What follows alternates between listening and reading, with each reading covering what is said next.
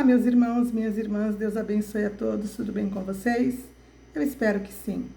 Estou de volta para mais um estudo no nosso canal. Bem-vindos ao canal Jesus Vem, o tempo acabou. E para você que ainda não é inscrito no meu canal, eu peço que você se inscreva no canal, que você aperte o sininho das notificações, para que você possa sempre receber os vídeos novos que entrarem no canal.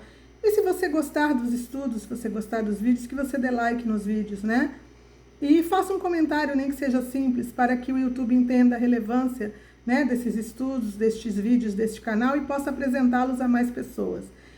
Vamos ajudar a palavra do nosso Deus a ser espalhada. E vocês também podem colocar esses vídeos nos seus grupos, né, para que ele seja espalhado a mais e mais pessoas. Desde já eu agradeço vocês e vamos começar. Assim como eu tinha prometido que eu iria fazer um vídeo que desse continuidade ao assunto, né, do vídeo O Calendário de Deus e a Vinda de Jesus, é isso que nós vamos fazer agora, certo?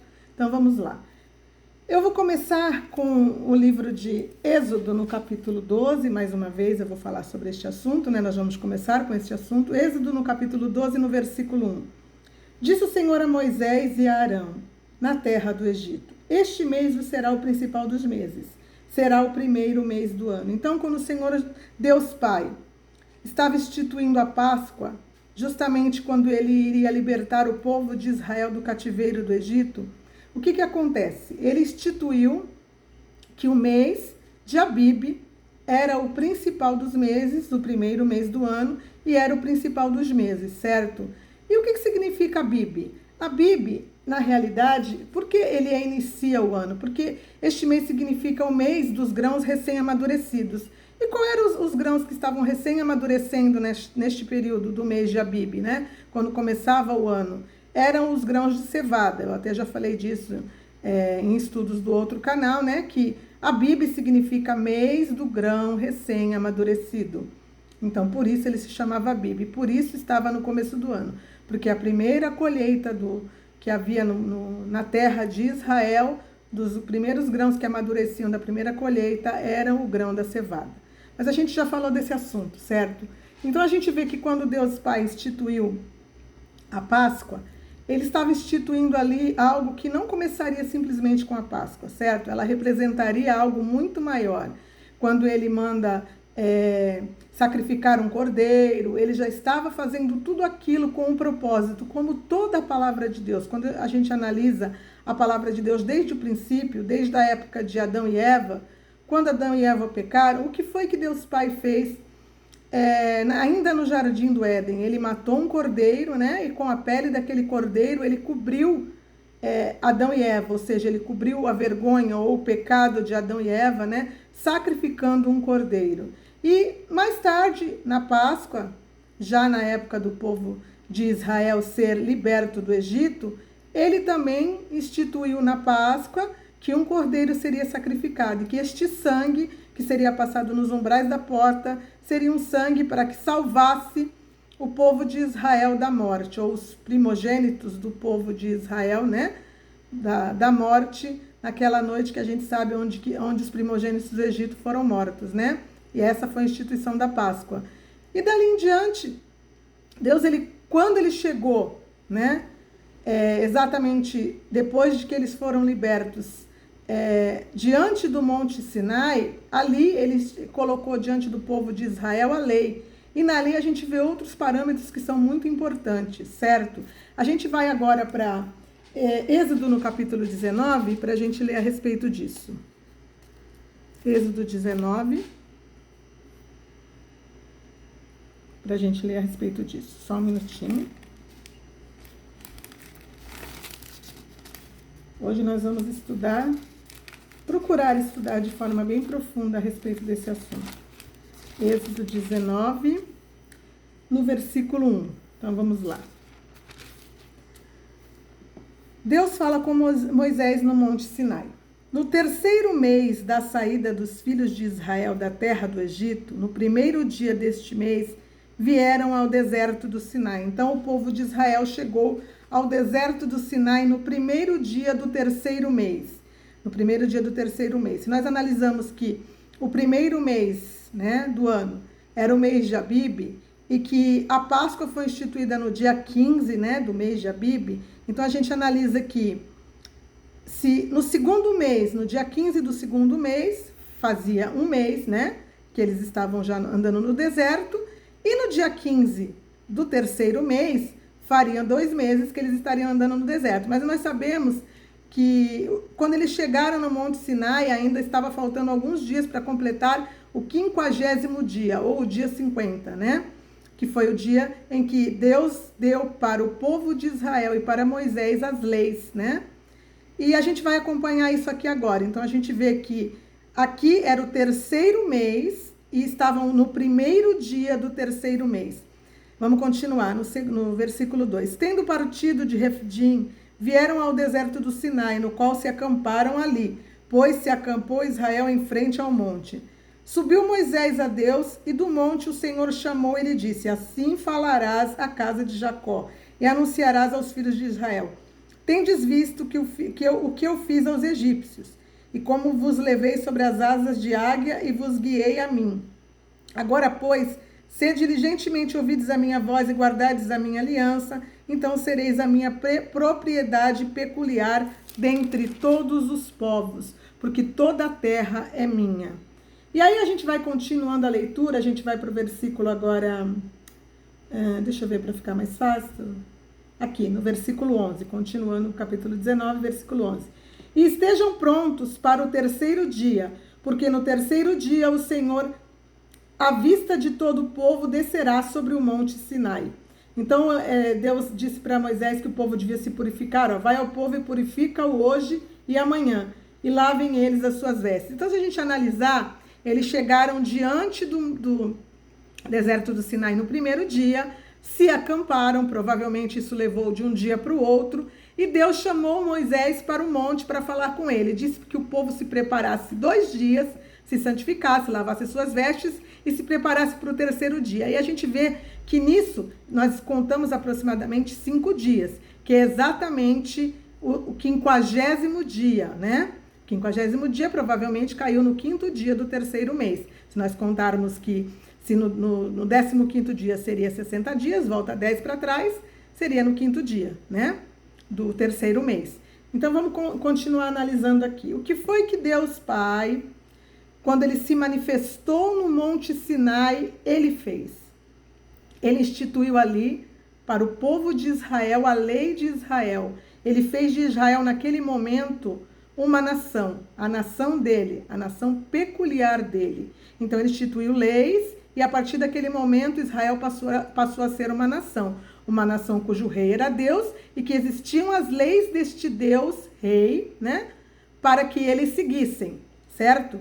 E nesta lei que eles deviam seguir, ele deixou alguns parâmetros que são bem importantes da gente analisar, certo?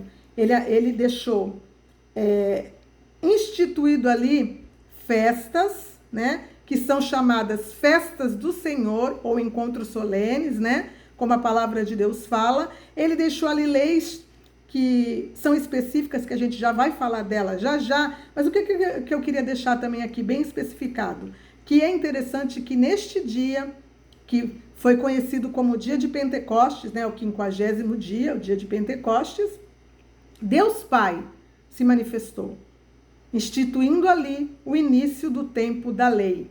O povo de Israel, ele começava ali como nação e Deus instituía o tempo da lei, dando para Moisés e para o povo de Israel a lei, né?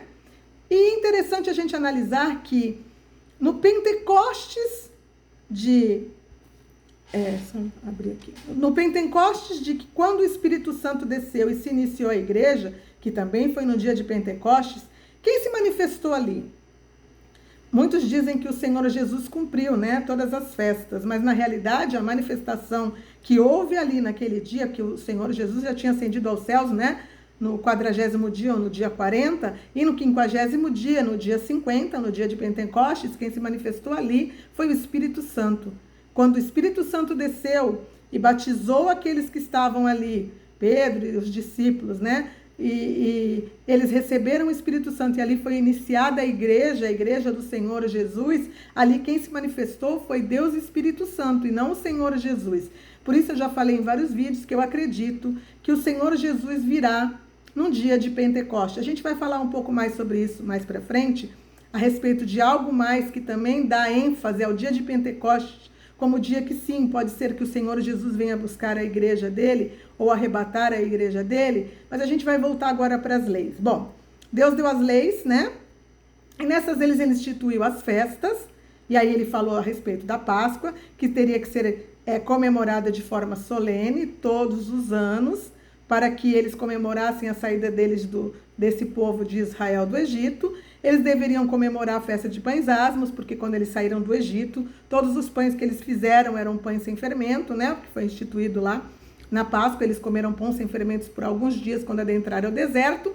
E a festa de quê? A festa de primícias, que justamente, né, representava depois ali, quando eles fossem justamente apresentar para Deus os primeiros frutos da primeira colheita deste mês de Abib, que representava justamente o mês dos grãos recém-amadurecidos, e que essa festa instituía justamente a comemoração da colheita, né, da primeira colheita do povo, e isso tudo quando eles adentrassem a terra. Lógico, no deserto eles sabiam, conheciam a lei, mas eles só poderiam colocar tudo isso em evidência quando eles adentrassem a terra. Quando eles plantassem e começassem a colher, eles deveriam apresentar para Deus um molho dos primeiros grãos da cevada que amadurecessem. Eles deviam apresentar a Deus diante do sacerdote, né, como oferta movida ao Senhor. E isto foi instituído também de forma solene, né? Depois dessas 3 festas, também a festa de Pentecostes, que o Senhor Deus Pai também disse que seria uma reunião solene, que deveria ser perpétua, todas as festas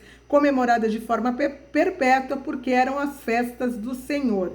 E depois, né, ele instituiu a festa do toque das trombetas, que é a festa das trombetas, a festa do Yom Kippur, ou a festa da expiação ou do perdão, e a festa de tabernáculos. Tudo representava a saída do povo de Israel do Egito, a libertação, o perdão de Deus sobre eles, quando eles ficaram andando no deserto, morando em tendas. Tudo isso era comemorado de forma, além de ser solene, era perpétua. Deus disse que todas as festas seriam perpétuas. E também na lei estava instituída os sábados. 6 dias trabalharás, no 7º você não fará nada, não poderá trabalhar, mas será um dia que você vai apresentar a Deus como dia de descanso. Os Shemitahs, que são justamente os 6 anos que você pode trabalhar com a terra, trabalhar na terra, mas no 7º ano a terra tem que descansar. É o sábado da terra, né? Dia de descanso da terra, né? São os Shemitahs. E os jubileus, tudo está instituído na lei. Os jubileus, que eram nada mais do que comemorando os 7 Shemitahs, né? 7 vezes 7 dariam o quê? 49 anos. Então, 6 anos, 1 ano de descanso da terra. 6 anos, 1 ano de descanso da terra. Por 7 vezes, por 7 ciclos, dariam exatamente 49 anos. E depois do 49º ano, que seria o ano de Shemitah, viria o quê? O jubileu, ou o 50º ano. Ano de libertação. Este ano era dado a instituição de que o povo deveria ser liberto neste dia. Eu falei tudo isso no outro vídeo, né? Eu gostaria até de ler com vocês aqui agora sobre Levíticos 25, sobre o jubileu, que eu quero deixar algo importante aqui. Levíticos 25. Aqui está falando de todas as festas. A Páscoa, as primícias. Dentro da Páscoa está os pães asmos, né? As primícias, o Pentecoste, o dia da expiação, a festa dos tabernáculos. E aí no Levíticos 25 está falando sobre o ano de descanso, que é o Shemitah, 25:1. E quando a gente vai para o 25:8, fala sobre o jubileu. Contará 7 semanas de ano, 7 vezes 7 anos, de maneira que os dias das 7 semanas de anos terão 49 anos. Então, no mês 7º, aos 10 do mês, fará passar a trombeta vibrante no dia da expiação. Fareis passar a trombeta por toda a vossa terra. Então, no 50º dia, quer ver? Por toda a terra. Eu vou continuar lendo só para vocês entenderem. Peraí que eu me perdi, já vou achar já. No dia da expiação por toda a terra. Trombeta por toda a vossa terra. Santificareis o ano 50º e proclamareis liberdade na terra a todos os seus moradores. Ano de jubileu vos será. e tornareis a cada um a sua possessão e cada um a sua família. O ano 50º vos será jubileu. Não semearás, nem cegarás, o que nele nascer de si mesmo, nem nele colherás as uvas da vinha, e nem as podará. Então, nem na festa do ano de Shemitah poderia se plantar, se colher, nem no ano de jubileu. Não podia se plantar, nem se colher na terra. Não se mexia com a terra tinha que descansar, né? Naquele período. Então, isso foi instituído como lei diante do Senhor. E essas festas e essas comemorações, tudo que Deus deixou na lei, ele foi uma forma de mostrar para nós, como um mapa, como um direcional, tudo aquilo que estaria acontecendo nos últimos dias, certo? Eu vou mostrar para vocês uma coisa, mas primeiramente, eu gostaria de falar para vocês a respeito de uma coisa. Quando eu fiz o outro vídeo, me mandaram um link de um vídeo, de um canal, que eu não vou, né, não preciso dizer qual é. A minha intenção de forma nenhuma aqui é falar do vídeo de ninguém, pelo contrário, mas me mandaram o link de um vídeo, eu fui lá para assistir, e isso me fez aprender até a entender alguma coisa até que eu não conhecia, mas que fez com que viesse mais ainda, né, como Deus sempre faz, eu entender aquilo que Deus estava nos propondo, que Deus estava nos mostrando na palavra dele, qual o caminho que ele queria que nós seguíssemos, né? Nesse vídeo, neste canal, falava mais ou menos parecido com aquilo que eu estava falando. E ele falou do livro de Jubileus. Eu já tinha ouvido falar do livro de Jubileus, que é um livro apócrifo também, né? Só que eu ainda não tinha lido, né? E nem sabido exatamente do que ele falava especificamente. Aí eu fui atrás, eu fui ouvir esse vídeo todinho, porque eu coloquei ele no vídeo, né? E eu ouvi o vídeo todinho, né? Para que eu pudesse entender a respeito do livro de Jubileus. O que é que o Senhor Deus Pai queria que nós entendêssemos por este livro, né? Que a gente já sabe que quando Deus fala que não estaria para sempre com o homem e que os anos dos homens seriam 120 anos, a gente já sabe que esses 120 anos são 120 jubileus, 120 vezes 50 dá exatamente 6.000 anos, o tempo do reinado do homem na terra, que está chegando ao fim, nós sabemos disso, né?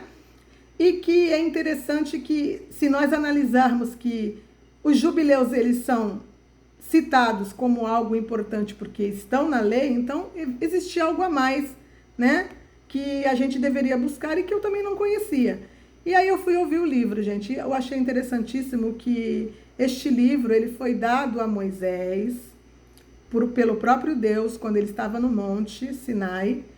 E Deus Pai, ele mandou com que um anjo escrevesse para Moisés tudo aquilo que tinha acontecido desde o princípio da criação do homem, do Éden, desde o princípio da criação do mundo, né? A criação do mundo, como ele fez tudo nos 6 dias e no 7º descansou, toda a criação do homem, da própria mulher, e depois eles no jardim do Éden, e tudo mais até justamente o período em que o povo de Israel estava exilado. Que não tinha como Moisés conhecer, gente. O Moisés escreveu sobre isso, né? Gênesis, Êxodo, Levítico, Números, ele falou sobre a história, né? Num contexto de acontecimentos, mas como que ele ficou sabendo? Deus pediu para que um anjo escrevesse para ele, entregasse para ele todos os acontecimentos até ali, aonde ele estava diante de Deus, que dali para frente, obviamente, desde que o povo de Israel tinha sido liberto e ele mesmo começou a escrever os acontecimentos, então ele já sabia. Mas para trás, foi o próprio Deus que fez com que ele soubesse, né? E eu achei interessante, eu quero mostrar para vocês uma coisa. Só um minutinho, que eu vou abrir para vocês aqui. Para vocês entenderem o que eu estou falando. Só um minutinho.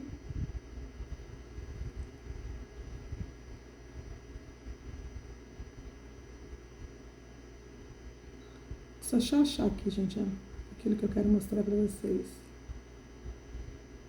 Tudo isso a gente vai falar aqui. O livro dos Jubileus. Esta é uma página, né, do livro dos Jubileus. O livro dos Jubileus é bem grande, mas eu queria mostrar para vocês de onde eu tinha tirado aquilo que eu vou ler para vocês agora. Como está tudo muito escrito pequenininho, eu printei a parte que eu queria escrever, a gente vai ler agora aqui, tá?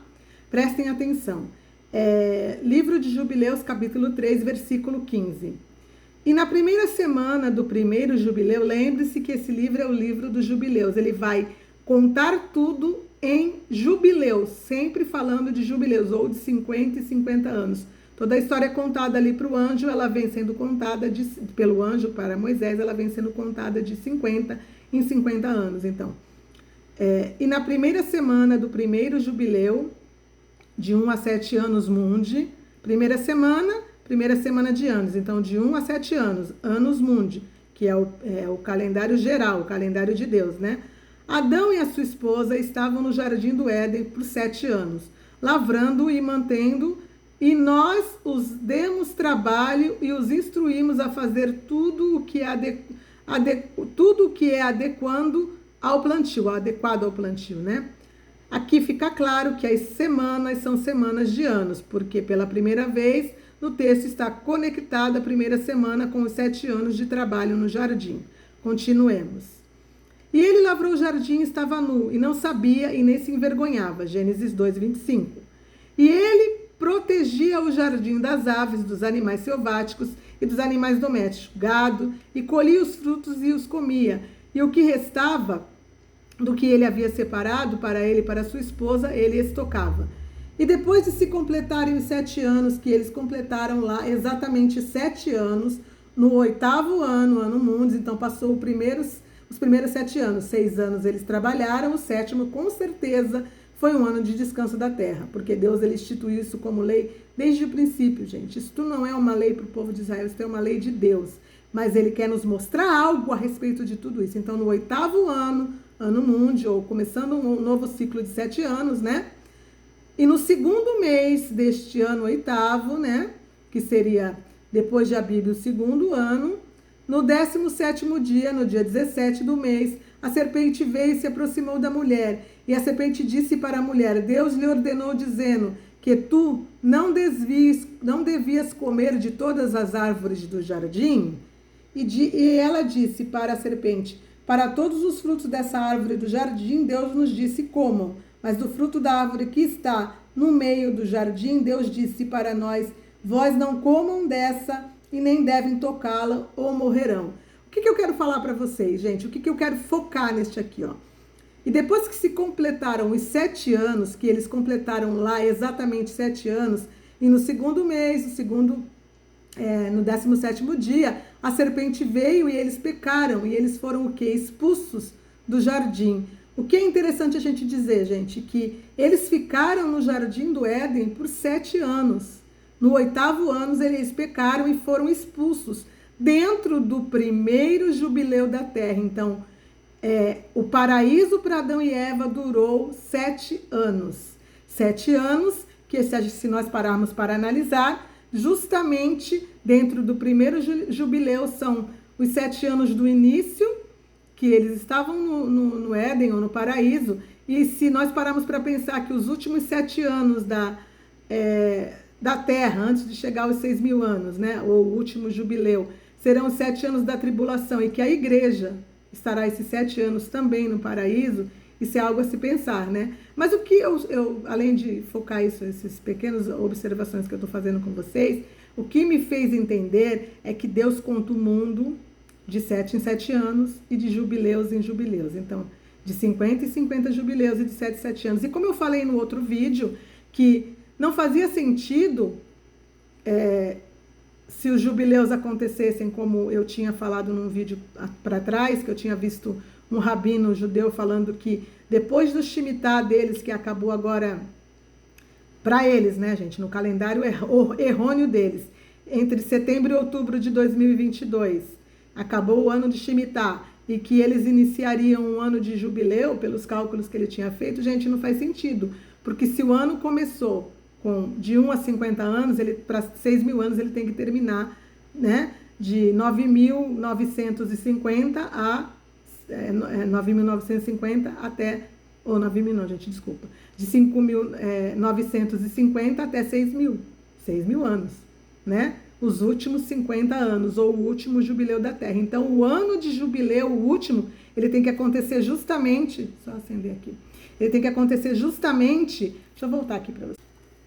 Então, como eu estava falando, ele tem que acontecer justamente num período de jubileu, acabando o ano 6000 num jubileu, os últimos 50 anos da Terra, né? Assim como os últimos 7 anos dos 6.000 anos será a tribulação, os últimos 50 anos tem que ser um jubileu que acabe justamente no jubileu.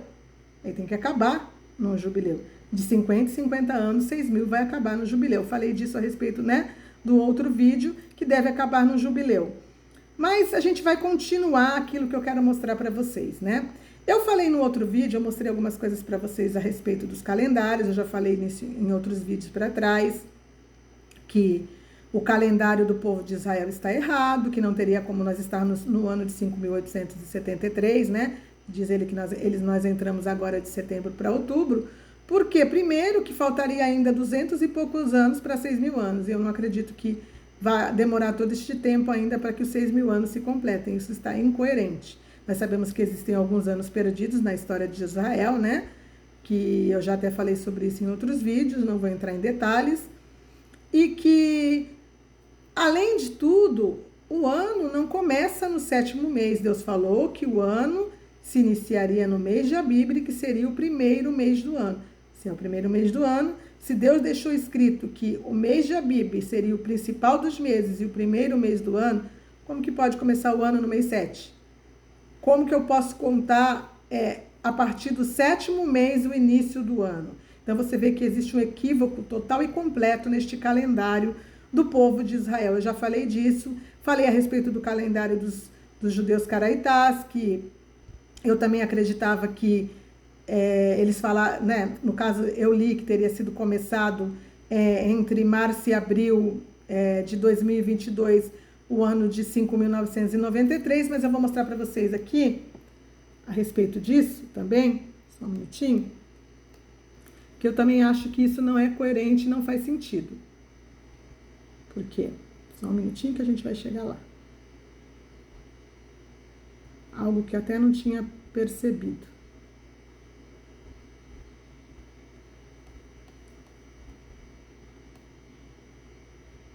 Aqui, só um minutinho. Aqui, primeiro a gente vai ver a respeito do ano novo ser no 7º mês, né? Vamos ler aqui. Por que o ano novo do judaico se dá no 7º mês do calendário bíblico? A razão está no fato de o Senhor Deus ter instituído o mês de Nissan, ou o mês de Abib, gente, Nissan e Abib é o mesmo mês, é que o nome do mês agora é Nissan, o primeiro mês do ano, né? O mês da Páscoa.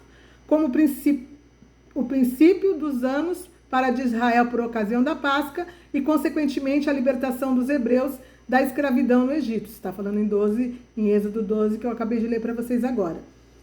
Os sábios judeus, depois do ano 70 depois de Cristo, estabeleceram o mês de Nissan como o início do ano religioso e o primeiro de Tisré como o início do ano civil de Israel, com a marcação da lua nova iniciando o ciclo anual. Então vamos prestar atenção nisso.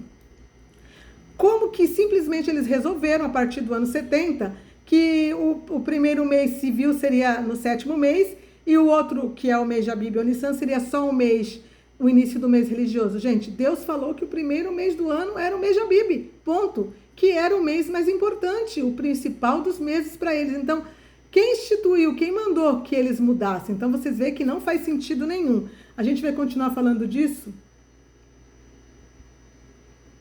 aqui, sobre os caraitais. Os caraitais seguem um calendário móvel baseado na lua nova, ao contrário dos rabinistas, ou do povo de Israel agora, que seguem um calendário fixo. Desta forma, os caraitais iniciam seu mês com o início da lua nova visível e seu ano se inicia no mês de Abib, quando a cevada se torna madura nos campos de Israel. Então, você vê que aquilo que eu falei para vocês, que eu expliquei para vocês, e que faz sentido os caraitais crerem dessa forma, porque assim está descrito na palavra. Mas aqui, eu mostrei para vocês a respeito desse calendário aqui, ó, que está falando aqui, ó, calendário hebraico 5.992. Na descrição do vídeo eu encontrei a seguinte colocação: estamos no ano de 5.992, segundo os judeus caraitás. Aí, aqui embaixo é a data 11 de março de 2022, e embaixo de tudo aqui está escrito em abril de 2022, e entramos no ano de 5.993. Mas, gente, se os caraitás acreditam que o ano de começa entre março e abril, e a colocação aqui de baixo, que em abril de 2022 eles teriam entrado no ano 5.993, então esse calendário não seria um dos caraitás, porque aqui está escrito, ó, setembro de 2021, setembro de 2022. Então aqui está dizendo que setembro de 2022 é que eles entrariam no ano de 5.993. Então eu não sei se esse calendário é dos caraitás ou se existe alguma coisa que não está batendo. Mas é como eu falei para vocês, que eu não acredito que nenhum calendário especificamente nominado está correto. Por quê? Porque eu acredito que nós vamos entrar, sim, no próximo mês de Abib, no ano de 2023 para nós, que é entre março e abril, nós vamos entrar no ano de 5.993. Aí vocês vão perguntar para mim, como que você está alimentando esta fala? Como você pode alimentar essa fala? Eu vou mostrar para vocês tudo aquilo que eu tenho falado. Vamos lá. Quer ver? Eu tenho 2 estudos para mostrar para vocês aqui. O primeiro é esse, ó. Primeiro, Cristo morreu numa quarta-feira. Para nós não vem ao caso o dia específico da semana, né? Daquilo que nós vamos falar, que o Senhor Jesus teria morrido. Mas eu estou mostrando para vocês só da onde que eu tirei, que eu printei esse estudo, desta matéria aqui. Se vocês quiserem, eu coloco elas depois na descrição do vídeo para vocês verem. Aqui, vamos lá.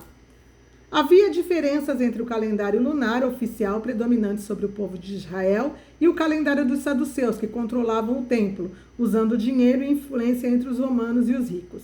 Então, o calendário dos saduceus da época do Senhor Jesus era o calendário que os sacerdotes do templo seguiam, que eram, no caso, influenciados pelos romanos, como está escrito aqui.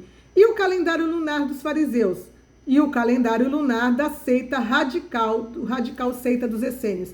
Eu já ouvi falar, e alguns diziam que o Senhor Jesus seguia, né, na seita dos essênios. Isso não vem ao caso, eu também não vou falar de seita dos essênios, mas eu quero mostrar para vocês a respeito do calendário. Ó.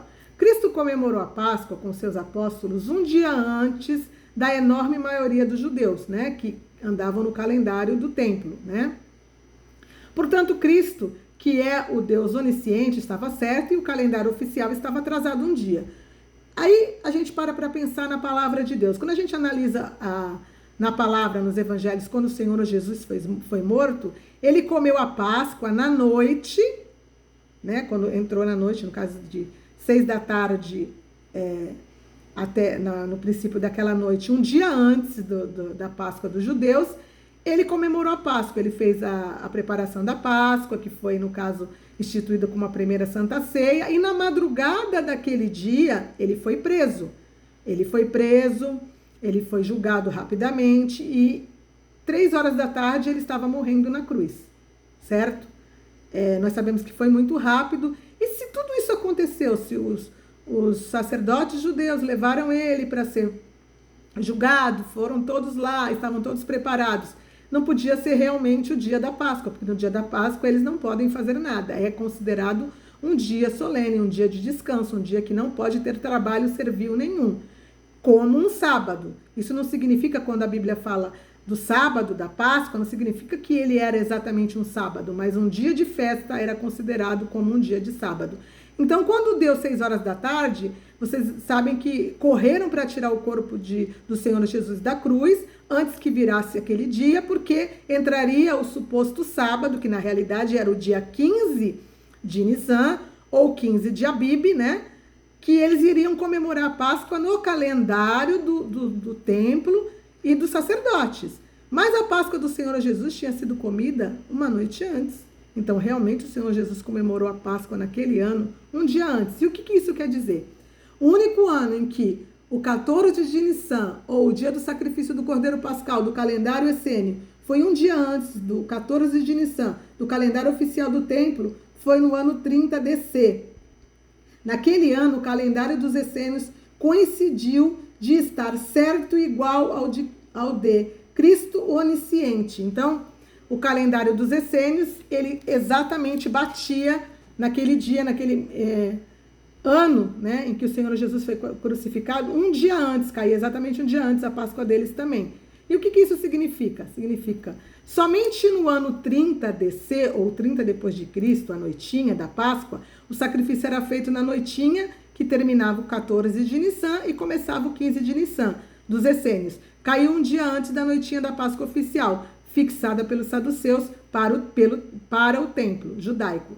Em todos os outros anos, a noitinha da Páscoa dos essênios caía em uma semana diferente ou caía depois, não antes da Páscoa judaica. Consequentemente, somente no ano 30 DC é o único ano em que o Senhor Jesus Cristo, que é onisciente e sabia o dia exato da lua nova e sabia o calendário correto, observou com os seus discípulos a Páscoa essênia, exatamente um dia antes que os judeus, que seguiam o calendário do templo, que então era ditado pelos saduceus e os fariseus e etc. Observando-se a Páscoa judaica, e, portanto, no ano 30 DC, é o único ano em que Jesus poderia observar a Páscoa no aposento superior do cenáculo, e depois ele mesmo seria o cordeiro sacrificial na Páscoa de Deus, no dia seguinte, na Páscoa judaica, nenhum outro ano satisfaz todo o critério para harmonizar as contas da semana da paixão do Evangelho e, portanto, 30 DC está sozinho como único e adequado ano para o ano da crucificação. É isso que eu queria mostrar para vocês. O ano da crucificação de Jesus tendo acontecido no ano 30 depois de Cristo. Vamos ler mais uma matéria aqui, ó. 30 DC, crucificação e morte de Jesus. O dia 7 de abril do ano 30 é a provável data da morte de Jesus Cristo. Indícios de sua existência foram registrados pelos historiadores judeu Flávio Josefes e depois pelos romanos Tácito e Suetônio e Plínio. Então, existe também essa matéria falando a respeito daqueles de Flávio Josefo, que era um historiador, e desse romano Tácito, Suetônio e Plínio, que falaram a respeito disso. Eu vou deixar as duas matérias na descrição do vídeo para que vocês possam ler a respeito. Eu só queria mostrar para vocês que o provável ano da morte do Senhor Jesus foi no ano 30 depois de Cristo. E o que isso quer dizer para nós, né? Se o Senhor Jesus morreu no ano 30 depois de Cristo, e é provável porque também quando analisam a história, eles acreditam que o ano do nascimento do Senhor Jesus pode ter sido no ano 4 antes de Cristo, né? Porque ele vinha sendo contado ao contrário, então ano 10, ano 9, ano 8, ano 7, ano 6, ano 5, ano 4, aí 3, 2, 1, para começar novamente o primeiro ano do ano depois de Cristo. Então, o Senhor Jesus teria nascido no ano 4 antes de Cristo, porque o calendário, ou justamente os calendários que eles seguiam, eles estavam errados, né? Quando eles fizeram essa instituição de antes de Cristo e depois de Cristo, eles também erraram os cálculos. Então, o Senhor Jesus teria nascido provavelmente, aproximadamente no ano 4 antes de Cristo e morrido no ano 30 depois de Cristo. Se o Senhor Jesus morreu no ano 30 depois de Cristo, então se pararmos para pensar que são exatos 2000 anos da morte do Senhor Jesus, o tempo da igreja, então, ou o tempo dos últimos 2000 anos na terra, então, quando o Senhor Jesus voltará na parousia, ou na segunda vinda, não no arrebatamento, né, no harpazo, mas na parousia, ou na segunda vinda de Jesus, que ele vai voltar para os judeus, justamente no ano 2030, que são exatamente 2000 anos da sua crucificação. E se voltarmos de 2030 para trás, 7 anos, então, quando seria o começo dos últimos 7 anos da terra, do povo, né, do homem sendo aquele que reina sobre a terra? Não seria justamente no ano de 2023? E não é o ano que nós vamos entrar? Se contarmos neste calendário antes de Cristo e depois de Cristo, que é o calendário que nós vivemos, não o Annus Mundi, que é aquele que vem contando desde o primeiro dia, como o povo de Israel segue, mas errando o cálculo, 5.983 é impossível, né? Não tem como. Eles perderam alguma coisa aí no fio da meada, pelo menos 210 anos, ou pelo menos 210 anos, sem contar que eles estão começando o ano no 7º mês, eles não esperam nem acabar o outro ano e começam o ano no 7º mês, então existem coisas equivocadas nesse calendário deles, que eu já falei sobre isso em outros vídeos, mas se isso é real, então o ano de 2030, que é justamente o ano da finalização da Agenda 2030 da ONU, seria o último ano dos últimos 7 anos, que culminaria, né, como eu já falei, na vinda do Senhor Jesus na parousia, no dia da expiação ou no dia do perdão, porque o Senhor Jesus virá cumprir as últimas 3 festas, né?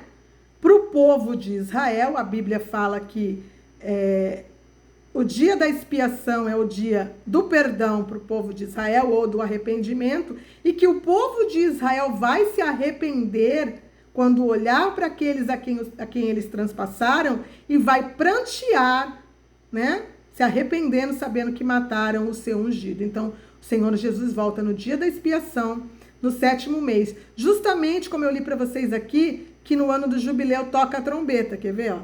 Então, no 7º mês, ao 10 do mês, farás passar a trombeta vibrante no dia da expiação. Então, o dia da expiação, do último jubileu, quando passar a trombeta deste jubileu, no 7º mês, no dia da expiação, ou no dia do perdão, o povo de Israel, ou o remanescente, ou aqueles que estiveram escondidos, né? Por um tempo e metade de um tempo fora da vista da serpente, eles estarão se arrependendo e reconhecendo o Senhor Jesus como seu Messias. E isso daria o quê? Justamente o cumprimento do último acontecimento da vinda do Senhor Jesus, para que ele viesse para não só o povo de Israel reconhecê-lo como Deus, mas como destruir o anticristo, o falso profeta, todo o seu reino, e na festa que seria a próxima, ou que depois do dia 10 é a próxima, que começa, que é a festa dos tabernáculos, se eu não me engano é no dia 15, não tenho certeza, eu teria que olhar aqui agora, mas não precisa a gente procurar, é a próxima festa, né? É trombetas, expiação e tabernáculos. Iniciaria o quê? O milênio. O tempo em que o Senhor Jesus tabernaculará com o homem, no seu último milênio, ou o 7º milênio, aonde será o reinado do Senhor Jesus na terra. Então, vocês veem que tudo se encaixa. Tudo se encaixa. Só que eu quero falar para vocês mais algumas coisinhas a respeito disso, certo? A gente vai abrir agora no livro de Números 28.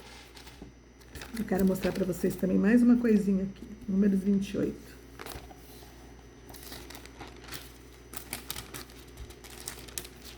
Números 28, do 11 ao 14. Aqui, 28, do 11 ao 14. Tá aqui. Então, vamos lá. Presta atenção, gente, ó. Nos princípios das vossas... Nos princípios dos vossos meses. Então, todo o princípio de todo o mês. Nos princípios dos vossos meses, oferecereis em holocausto ao Senhor 2 novilhos e um carneiro, 7 cordeiros de 1 ano sem defeito. Esta aqui está na lei também. Tudo que eu estou colocando para vocês, Deus especificou na lei como algo que tinha que acontecer de forma perpétua. Lembro que a lei não é a lei do povo de Israel, é a lei de Deus. E por que Deus deixou tudo isso escrito? Para que nós compreendêssemos aquilo que ele deixou como direcional para nós. Nós sabemos que o Senhor Jesus não veio abolir a lei, como está escrito, ele veio cumprir a lei. E o Senhor Jesus é o próprio cumprimento da lei. A lei se resume ou se cumpre 100% no Senhor Jesus. Então vamos continuar. Eu li o versículo 11 do capítulo 28 de Números, agora eu vou pular para o 14 aqui, que aí vai dizer várias coisas que eles tinham que dar como oferta. Vamos para o 14. As suas libações serão a metade de um hin de vinho para um novilho e a terça parte de um hin para o carneiro e a quarta parte de um hin para o cordeiro. E este é o holocausto da lua nova, de cada mês, por todos os meses do ano. Então, o que está dizendo para nós aqui? Que todos os meses do calendário do povo de Israel, ou o calendário de Deus dado para o povo de Israel, começava em uma lua nova. Não só o 7º mês começava ou começa numa lua nova, mas todos os meses. E eles tinham que comemorar e ofertar ao Senhor todo o início de mês, toda a lua nova de início de mês. Quando a gente leu agora a respeito dos Caraitás, não está falando que eles comemora o início do ano no mês de Abib, que é o primeiro mês do ano, na primeira lua nova do primeiro mês. Por quê? Porque o início do mês é sempre na lua nova. Então, quando a gente para analisar, existe sim uma forma de nós analisarmos, não de forma 100%, mas existe sim a forma da gente analisar como se move esse calendário de Deus. Então, todo mês começa numa lua nova. Então, quando o povo de Israel conta o mês, primeiro mês, mês da Páscoa, tem que começar numa lua nova. Segundo mês, terceiro mês, sétimo mês, que eles começam, né, numa lua nova, o sétimo mês, que é a festa das trombetas, todos os meses começam numa lua nova. E o que a gente pode analisar com isso? Eu fiz algumas anotações aqui, claro que isso são colocações, gente, de forma hipotética, porque eu não posso bater o martelo com certeza que isso é assim.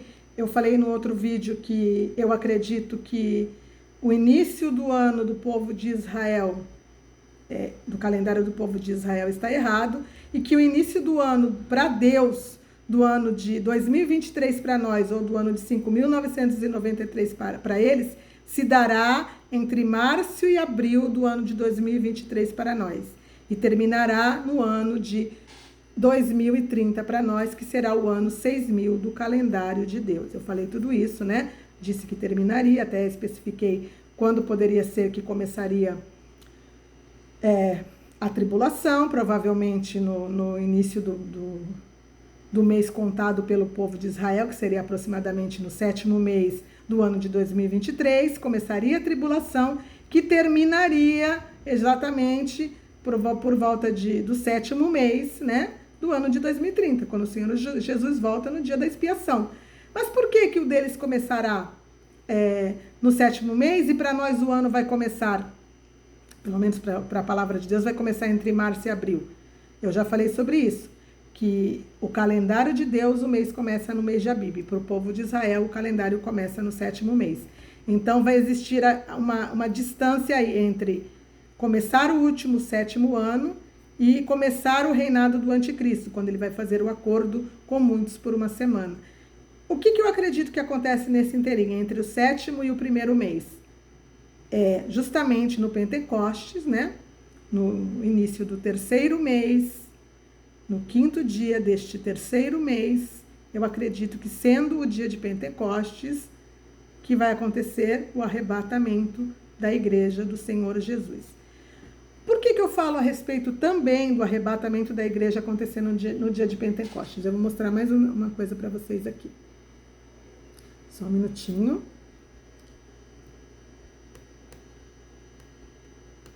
Vou colocar aqui para vocês.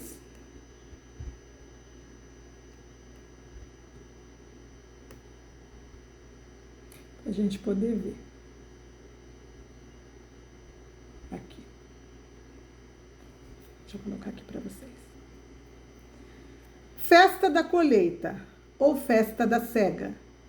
No hebraico, o nome aqui em hebraico, né, que eu não falo hebraico, por se tratar de uma colheita de grãos, grão de trigo, grão de cevada, essa festa ganhou esse segundo nome, provavelmente festa da colheita é o nome original. Então a festa de Pentecostes é chamada de festa da colheita do trigo, porque na Páscoa se colhe a cevada, que aí existe a comemoração da festa das primícias, com a apresentação das primeiras frutos, né, da cevada que amadureceram como oferta ao Senhor.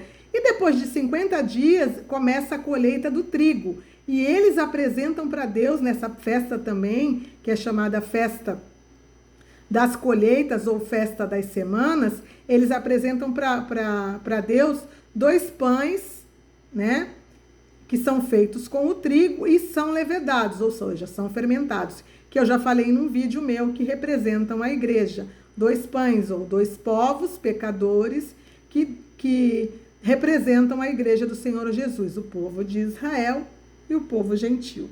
Não vou voltar nesse assunto, eu já falei disso a respeito disso no meu vídeo, o arrebatamento e as festas do Senhor. E eu não vou prosseguir, mas é só para vocês entenderem. Então, a festa de Pentecostes é conhecida como a festa das colheitas. Colheita de quem? Do trigo. Se a igreja do Senhor Jesus representa o trigo, e eu já falei sobre isso também nos meus vídeos, eu peço a vocês que vocês assistam os vídeos. Eu vou colocar aqui na descrição também do vídeo todos os vídeos que eu falo a respeito disso. Eu já coloquei na comunidade, né? Mas eu vou colocar de novo para que vocês venham a entender que a festa das semanas ou a festa da colheita representa a colheita do trigo, que é o Pentecoste. Eles comemoravam no 50º dia também a colheita do trigo. E quem vai ser colhido? Para mim, na minha forma de concepção, porque é assim que eu tenho crido, mediante tudo que eu estou vendo, quem vai ser colhido no dia de Pentecostes? A igreja, que representa o trigo.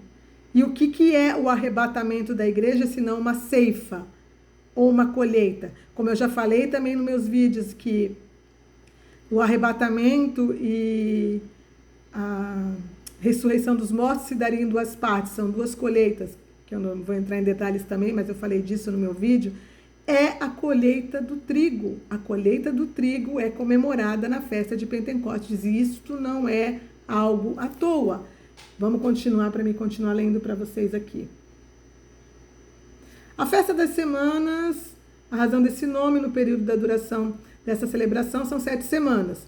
O início da festa se dá 50 dias depois da Páscoa, com a colheita da cevada, e o encerramento acontece com a colheita do trigo. Foi aquilo que eu falei para vocês agora. Inicia-se a festa nas primícias, começa a se contar os 50 dias e acaba a festa no Pentecostes, com a colheita do trigo. Dia das primícias dos frutos. No hebraico, está escrito também ali em hebraico. Este nome tem sua razão de ser na entrega de uma oferta voluntária a Deus, dos primeiros frutos da terra colhidos na cega. Provavelmente, a oferta das primícias acontecia em cada uma das 3 tradicionais festas do antigo calendário bíblico. Na primeira da Páscoa, que era a colheita da cevada, né? E que eles entregavam uma ovelha, né, nascida de um ano, que foi o que o Senhor Jesus representou, a ovelha que foi entregue como oferta de um ano, né? E... Peraí que eu me perdi. Só um minutinho, gente. Na primeira festa, a festa da Páscoa, que entregava-se uma ovelha nascida naquele ano. Na segunda colheita, a das semanas, ou o Pentecostes, entregava-se a porção dos primeiros grãos colhidos. E, finalmente, na terceira festa dos tabernáculos, ou na festa de cabanas, o povo oferecia os primeiros frutos da colheita, de frutos como a uva. Interessante colocar aqui que a colheita era do quê? Da uva. E qual vai ser a última colheita que vai haver na terra? A vídima, que eu falei disso, que está escrito lá em Apocalipse, eu vou até ler com vocês, que já é a vídima, é a colheita das uvas, que vão ser colocadas aonde? No lagar. Vamos lá, para vocês verem, é Apocalipse 14. Ó, aqui está falando no 14:14 da última ceifa, que eu falei que era o último arrebatamento, ou que vai acontecer, arrebatamento em 2 partes, não vou falar disso agora. E a última, a vídima. Então, saiu do santuário que se encontra, gente, Apocalipse 14:17. Então, saiu do santuário que se encontra no céu outro anjo, tendo eles mesmos também uma foice afiada. Deixa eu voltar aqui para cá. Saiu ainda do altar outro anjo, aquele que tem autoridade sobre o fogo, e falou em grande voz ao que tinha a foice afiada, dizendo: toma a tua foice afiada e junta os cachos da videira da terra, porquanto as suas uvas estão amadurecidas. Então o anjo passou a sua foice na terra e vidimou a videira da terra. O que é videira? Não é a árvore de uva? Né? A videira. Vidimou as uvas da videira da terra e lançou-as no grande lagar da cólera de Deus. O lagar foi pisado fora da cidade, correu sangue no lagar até os freios dos cavalos, numa extensão de 1.600 estádios. Então, a última colheita, que será a colheita da vídima, vai ser as uvas, ou vai representar aqueles que vão ser destruídos pelo Senhor Jesus na sua segunda vinda, e que justamente, gente, acontecia essa comemoração quando? Na festa de tabernáculos. O Senhor Jesus não vem na festa de expiação, e não é uma festa antes da festa dos tabernáculos, onde eles vão comemorar que pisaram as uvas no lagar, que destruíram o reino do anticristo, que destruíram todos aqueles que eram o exército do anticristo, que representam as uvas que vão ser pisadas pelo Senhor Jesus no lagar, que destruiu o anticristo, o falso profeta, que trancou o dragão, a antiga serpente, e botou selo sobre ele. Tudo vai acontecer no dia da expiação. E vai ser comemorado isso quando o Senhor Jesus começar o seu reino em tabernáculos, que vai representar o início do último ano, ou do último milênio, né? Que será os 1000 anos do milênio do Senhor Jesus. Então você vê que tudo se encaixa. Nada está colocado na palavra de Deus por acaso. Nenhuma festa foi instituída por acaso, nenhuma lei foi colocada por acaso.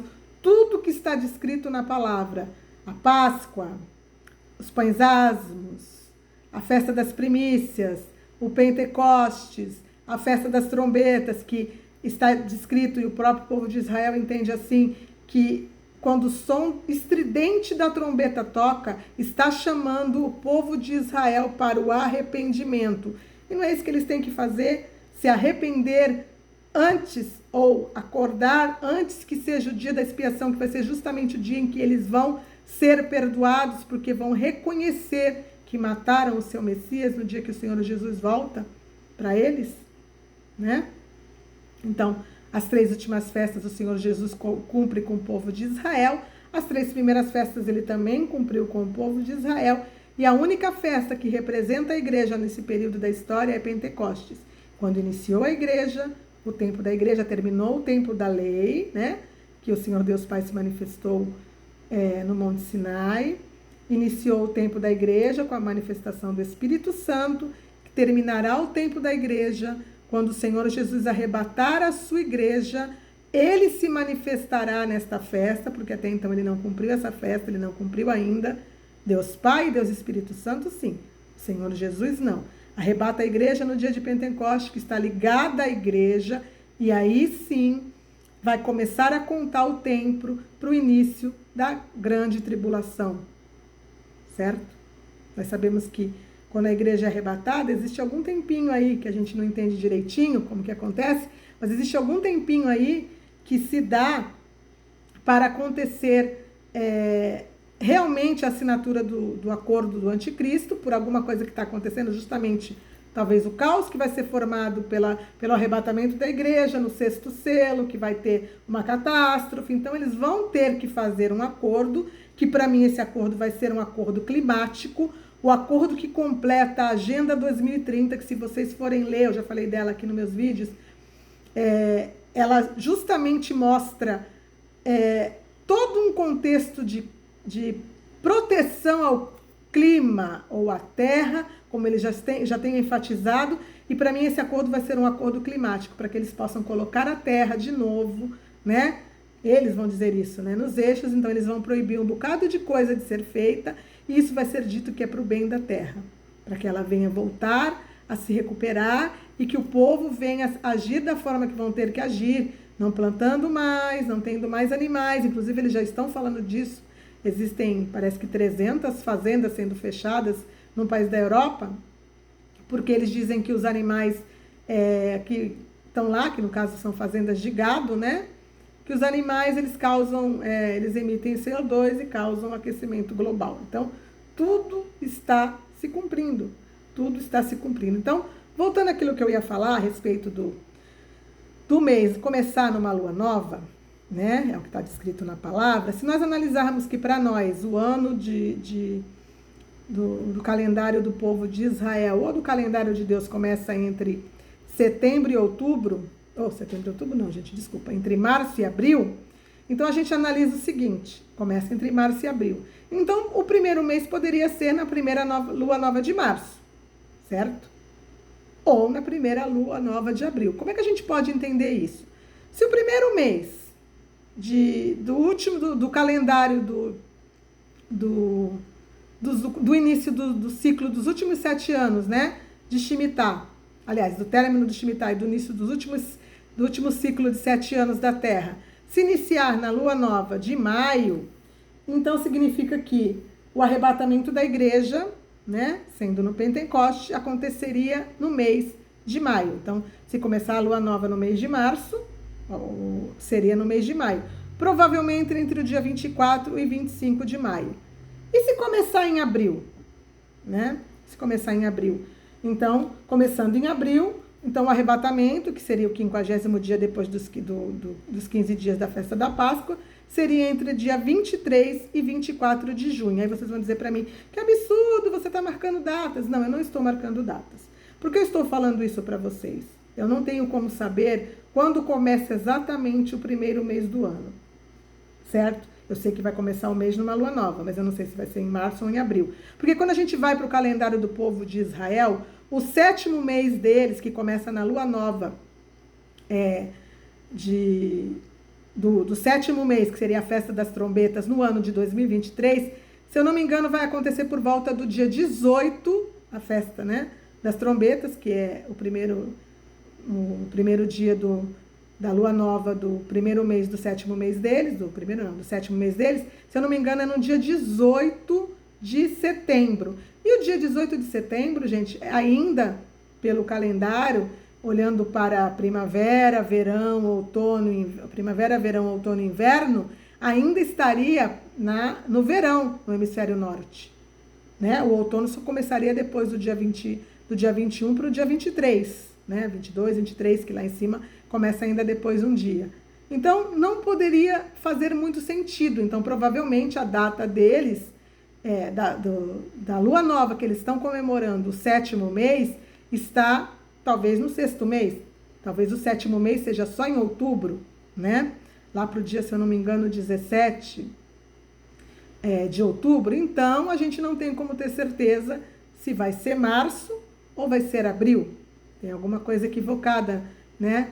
Nesses inícios de lua novas. Então, o que eu estou dizendo? Que eu, Alessandra, acredito que o arrebatamento da igreja do Senhor Jesus poderá se dar no ano de 2023, entre 24 e 25 de maio ou 23 e 24 de junho. Por que a data dupla? Porque o dia de Israel, ou o dia do calendário de Deus, né, não é só de Israel, ele começa 6 horas da tarde. Então, começa de dia é uma data, quando dá 6 horas da tarde já começa outra. Então, a gente conta entre 24 e 25 de maio ou entre 23 e 24 de junho. Eu posso estar errada? Obviamente que sim. Mas que mediante aquilo tudo que eu falei para vocês, da palavra, do cumprimento, de tudo que está relacionado com a lei, com as colheitas de Israel, que Deus determinou, com as festas, com as leis de descanso da terra, com o jubileu, com o cumprimento de tudo que eu mostrei para vocês. Então, a gente vê que sim, isso pode acontecer. Mas se não for nessa data específica, talvez o ano, para Deus, o calendário esteja tão equivocado que talvez nem seja na primeira lua nova de março e nem na primeira lua nova de abril. Pode ser que seja em um outro mês, antes ou depois, pela confusão que se foi feita no calendário, mediante ao calendário que Deus instituiu e disse que deveria ser seguido. Inclusive, no livro de Jubileus diz que aqueles que saíssem fora desse calendário ou mudassem esse calendário estariam debaixo de maldição. Ainda tem isso ainda, né? Mas pode acontecer. Mas uma coisa é certa, que vai acontecer o arrebatamento da igreja, isso eu creio de forma plena, no 3º mês da agenda de Deus, no 5º dia do 3º mês da agenda de Deus, no dia de Pentecostes. Vamos observar, vamos viver, vamos continuar buscando a Deus. E veremos se será assim o cumprimento de tudo aquilo que eu tenho falado para vocês. Eu precisava mostrar para vocês tudo isso, como complemento, né, do último vídeo que eu fiz, para que vocês vissem que de tudo aquilo que o Senhor tem me mostrado na palavra, eu tenho colocado diante de vocês. Eu estou falando de Bíblia. Eu já falei que nada está na palavra por acaso. Nada. Tudo que está escrito aqui, Deus deixou para nós como uma forma de mapa, para que seguíssemos as instruções e chegássemos ao conhecimento de tudo aquilo que Ele deixou na palavra dele. teria sentido ele deixar escrito, ele deixar tudo aqui especificado, se ele não quisesse nos mostrar, mesmo que de forma codificada, mesmo como de certa forma, uma forma de mistério que só poderia ser revelada pelo Espírito Santo, nos dando entendimento e sabedoria.